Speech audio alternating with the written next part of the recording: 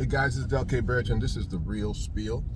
I know I haven't been on as often as I want to be. A little bit under the weather and trying to reserve my strength to some extent. And have been kind of burning the midnight oil work-wise and family-wise. But I do have some things to talk to you because I really only like coming on here if I have quality content and something to actually say. I know that a lot of YouTubers are, it's their business, and YouTube isn't my business, although it has been monetized for me. But I always want to be known for saying things that are quality.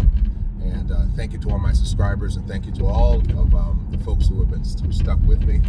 I truly apologize. I'm going to be on here very hard in the next few days, getting over my little bit of a sniffle, and expect a lot more to come from the real spiel in the next couple of days. But that being said, I wanted to talk about this, and in the continuation of the economy of blackness. I know some of you have been watching it, and I thank all of you who've been looking out for my content daily. You will be getting daily content, and you'll be multiple daily content daily, because I'm back in my groove. Okay, so one of the things in respect to the economy of blackness going into 2023 with a new mentality of the black economy is that we need to now boycott and not support particular institutions that represent things that are the antithesis of building black nationhood. It's going to be very difficult for you to follow up on these things, but let's take them as conceptualizations and then try to see how we can actualize them and manifest them out. There are two institutions that I believe going forward, and it might put us in jeopardy. It's going to put people in jeopardy to do it, but things that are done on a macro scale, if everyone does it, it's easier.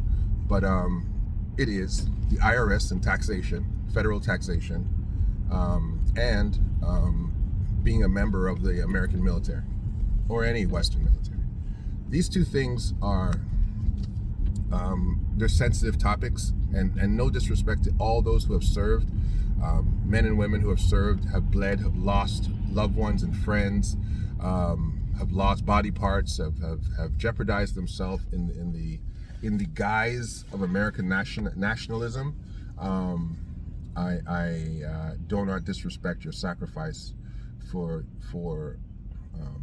your values, but this is where I'm coming from. Let's start with that, and then go into the IRS really quickly.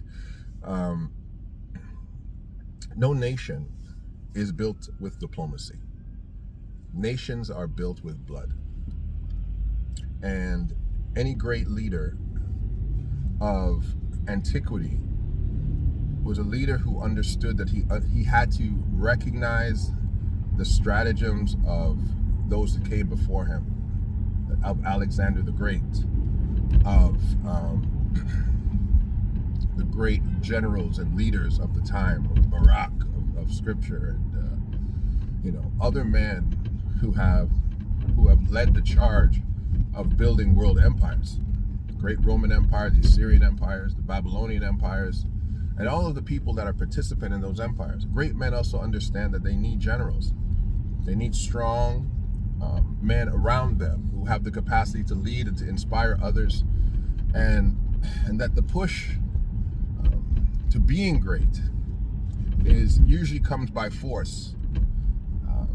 And so every nation needs an army, a navy, in these present times, and an air force also, and the secret intelligentsia and secret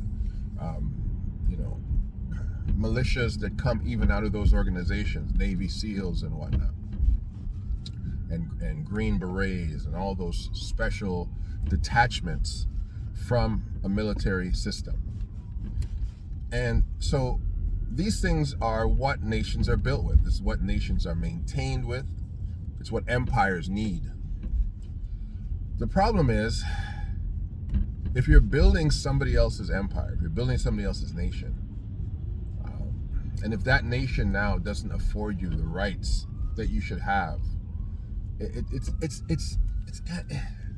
oxymoronic to continue to build their war machine that essentially does not defend you or give you liberty. You'd be part of a slave army, essentially what that is. and you are not a benefactor. Many historical nations use slave armies. I believe the Persians used a slave army. The Ottoman Empire, the Ottoman Turks, the Janissary were young Christian captives. They stole young children, they converted them to Islam, and they raised them as basically an army that never stood down. They were the most vicious of the Ottoman Empire, the Janissary, their slave army. And just because you are efficient, just because you are good at what you do, doesn't mean you're not a slave army. And the Janissary, who fought so hardly for Mehmet the second and his predecessors and those that came after him, they never received their liberty. And they were always in a conversation, an argument of, listen, what is our reward for our dedication? In fact, the Ottoman sultans had to think about when they took the throne, they had to think about how were they going to treat the Janissary, because they were the most vicious fighters they had. And the Janissary were always waiting to see what did the Sultan have to say about them. Would they fight for him, or would they not fight for him? But they were a slave army. Their hands were tied. They afforded some level of mysticism and privilege because of who they were and their accomplishments at war. But at the end of the day, they were subject to the Sultan. And so this is what I'm trying to say, that why do blacks in America want to be the new Janissary of the American institution?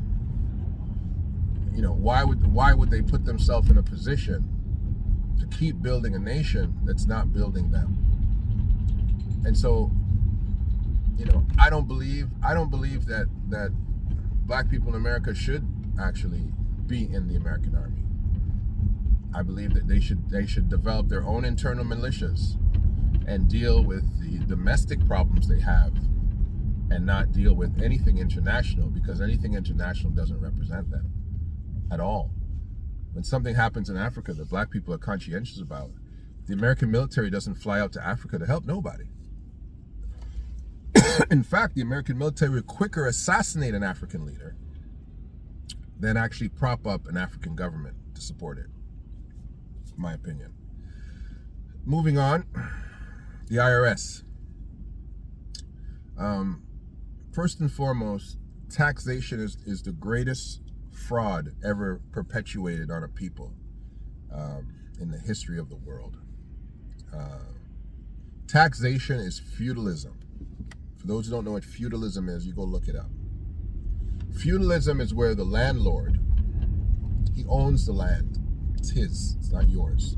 He lets you share crops or farm your crops on the land, and then you have to give him a portion of your crops, because he's not a farmer. He doesn't want to be out there farming.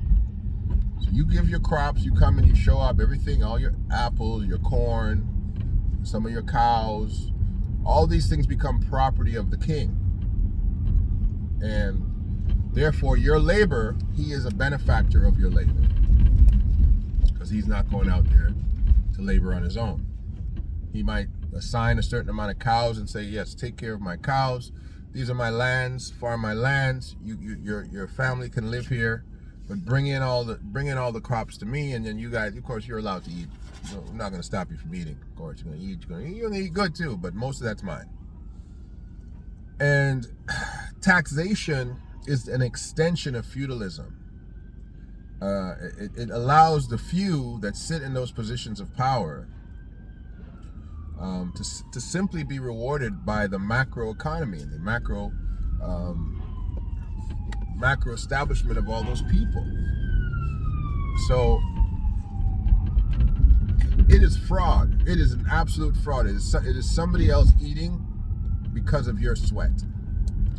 And the worst part about the escalating systems of taxation that are currently existing is that the more money you make, the more tax you pay. And it's not even the more tax. That wouldn't even be the problem. The more money you make, the higher percentage of your income you pay. So if you make $50,000, say you're paying 15% of it up as tax. If you made $100,000, that 15 becomes 45, and it's basically robbery. It's saying that we will tax the rich more. The more you have, the more we take. That's a hustle. That's a stick up. And the people that created it are the same individuals that were escaping it in the places they came from. And they said, well, let's recreate it to our benefit. Let's recreate it to our benefit.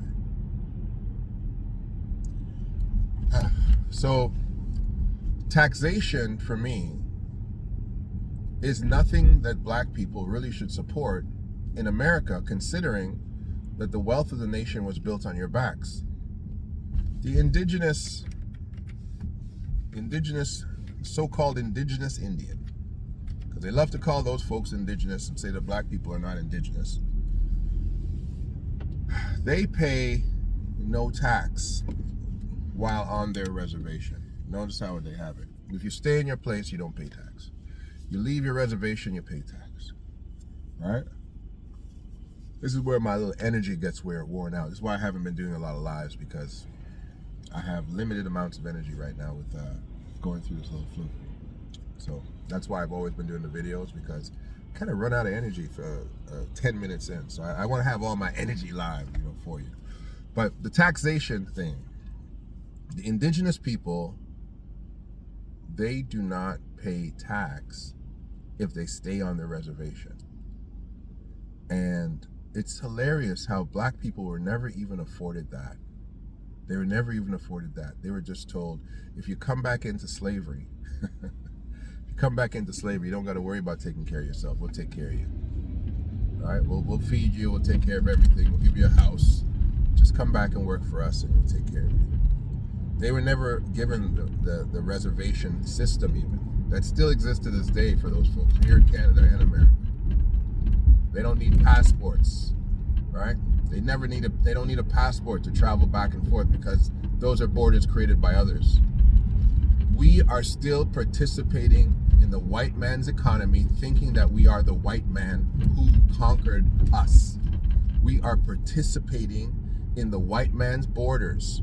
When those borders do not apply to us, they don't benefit us. We are participating in the white man's constitution. When those constitutions were not built for us, you are participating in the white man's dream. When the dream and the pursuit of happiness was never drawn out for you, you are participating in the white man's world view, a world view that never had you inclusive in it. And you are paying into a white man's bank account of his economic and social wealth that you think one day will turn around and benefit you. And a couple of you have been given privileges that makes you think that what I've said does not apply to you. But when the rubber hits the road, we've seen it from Kyrie Irving, we've seen it with all men of high posterity, when they start to speak on things that are outside of the bounds of where they will allow a pedigreed slave to speak of, you will get, your coat strings will be pulled, your neck leash will be yanked, and you will be told exactly who you are and what you cannot speak of. Period.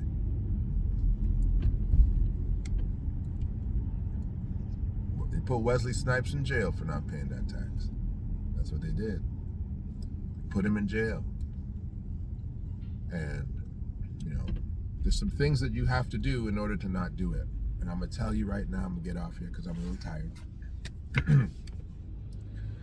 This is how you do it. You got to stop registering your children when they're born. You got to stop participating in birth certificates. You got to stop participating in social insurance numbers. You got to start participating in vaccination plans. That's right. You got to put your own schools together, and your own schools will have your own systems of registration. You got to be entrepreneurs. That's right, entrepreneurs in the areas of trade. Right? You got to stop participating in commercial registrations. That's the only way to do it. You've got to move in areas where you create these new bylaws, these new municipalities, right? Once you start nationalistic registrations, censuses, once you start all those things, you go right back to the Roman Empire. And the Roman Empire is America. When Augustus called his census, Augustus called out his census, everybody that was a Roman, no matter where you were, you had to come back to be counted.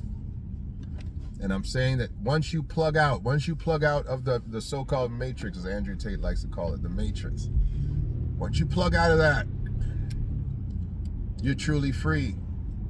You've got to stop participating in something that has nothing to do with you. Nothing. Many of you won't be able to do that. You won't know how, you won't know where to start, you won't know what to do, you know. And this is the problem. We are captives now, not of chains and not of prison cells. We're captives of our ignorance. We're captives of our inability to look at the world and say, I can actually survive out here. You're plugged in to the system. And the system tells you how to act and tells you who to be.